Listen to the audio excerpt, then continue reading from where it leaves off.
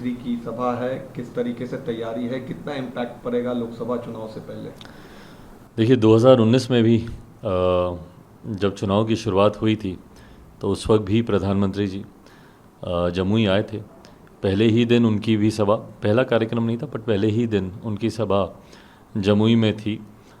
और उस दिन, और मुझे लगता है 2019 की, मैं बड़ी बात नहीं कह रहा पर मैं मानता हूँ 2019 की सबसे बड़ी चुनावी सभाओं में से एक जमुई की वो सभा थी। वो तस्वीरें, वो वीडियोस, वो विजुअल्स सब आपके पास हैं।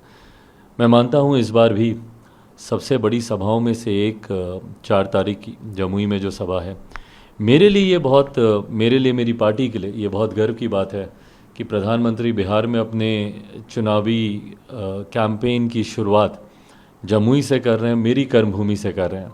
तो यकीनन इसको लेकर लोक जनशक्ति पार्टी रामविलास के तमाम प्रत्याशी, तमाम कार्यकर्ता काफ़ी उत्साहित हैं। और उनके आने से इतना ज़रूर है कि जो 40 की 40 सीटें जीतने का जो प्रण हम लोगों ने लिया है और जो संकल्प है 400 प्लस पार करने का, वो ज़रूर हम लोग पूरा कर पाएंगे। जमुई छोड़कर आप हाजीपुर जा रहे हैं, लेकिन फिर भी कितना इंटैक्ट देख रहे हैं कि आपकी पार्टी वहाँ से 100 विन करेगी? जमुई में मैंने अपनों के बीच किसी अपने को ही लेकर गया हूँ और मेरे लिए ये ज़रूरी भी था। जमुई मेरे लिए कोई संसदीय क्षेत्र नहीं। इन 10 सालों में मैंने एक बेटे का, एक भाई का, एक भतीजे का रिश्ता मैंने जमुई के लोगों से बनाया। तो ऐसे में मेरा कोई अपना ही उस भावना से एक सांसद बनकर नहीं, एक बेटा बनकर वहाँ पर काम कर सकता है। और जिस तरीके से चुनाव प्रचार चल रहा है, जिस तरीके से फीडबैक्स आ रहे हैं, पूरा विश्वास है कि मुझसे बेहतर मार्जिन से, मुझसे बड़े मार्जिन से, जो पिछली बार मैं 2.5 लाख से जीता था, उससे बड़े मार्जिन से अरुण भारती जी की जीत होगी। प्रधानमंत्री के साथ आपका एक कनेक्ट हम लोग देखते हैं, अलग तरीके का एक कनेक्ट होता है। क्या पीएम कहते हैं, कभी भी आपसे मुलाकात होती है प्राइम मिनिस्टर की, तो क्या कन्वे होता है हम लोगों के बीच? मुझे लगता है मेरे प्रधानमंत्री भावनाओं को शब्दों में बहुत ज़्यादा एक्सप्रेस नहीं करते हैं, बट उनके छोटे छोटे जेस्चर्स जो हैं, और यकीनन मेरा वो रिश्ता उनसे रहा है जहाँ मैं इन जेस्चर्स को मैं समझता हूँ और मैं उनका सम्मान करता हूँ। मेरे प्रधानमंत्री ने भी हमेशा इस रिश्ते को सम्मान दिया। कई बार मीडिया में ताने के तौर पे इस्तेमाल किया जाता था कि बड़ा हनुमान बनता है, क्या हुआ, फलाना ढिमकाना, बट प्रधानमंत्री जी ने भी व्यक्तिगत तौर पर हमेशा इस रिश्ते का सम्मान किया। और मेरा तो आदर, मेरा सम्मान, मेरा समर्पण उनके प्रति है ही।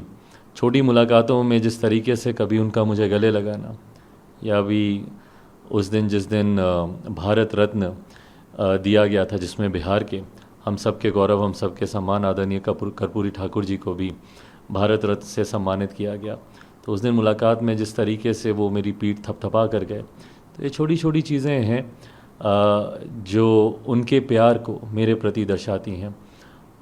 बिहार की धरती पर आना और सबसे पहली चुनावी सभा मेरी ही कर्मभूमि पर उस सभा को आयोजित करना, ये तमाम बातें हैं जिसके लिए मैं अपने आप को गौरवान्वित महसूस करता हूँ।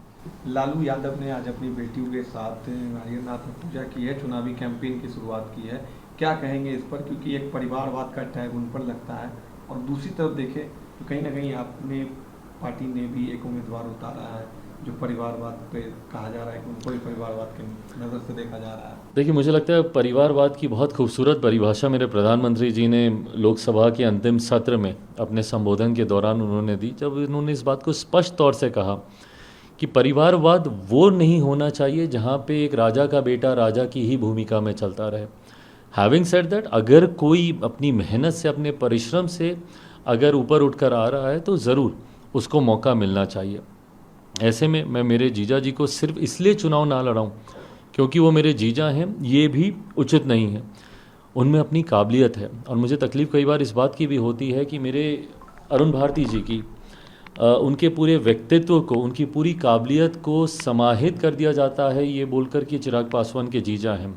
बल्कि अगर आप उनके एजुकेशनल क्वालिफ़िकेशंस देखें, और इस बार मैंने टिकट वितरण में इस बात का ध्यान दिया है, मेरे लिए शिक्षा का बहुत ज़्यादा महत्व है। मैं खुद एक पढ़े लिखे परिवार से आता हूँ, खुद 21वीं सदी का पढ़ा लिखा युवा हूँ। ऐसे में बिहार को अगर जात पात धर्म मज़हब की राजनीति से बाहर निकालना है तो उसके लिए शिक्षित सांसदों का चुनकर भारत की संसद में जाना ज़रूरी है। जैसा प्रधानमंत्री जी बोलते हैं, और मैं भी मानता हूँ, युवा अपने में एक जाति है, महिला अपने में एक जाति है।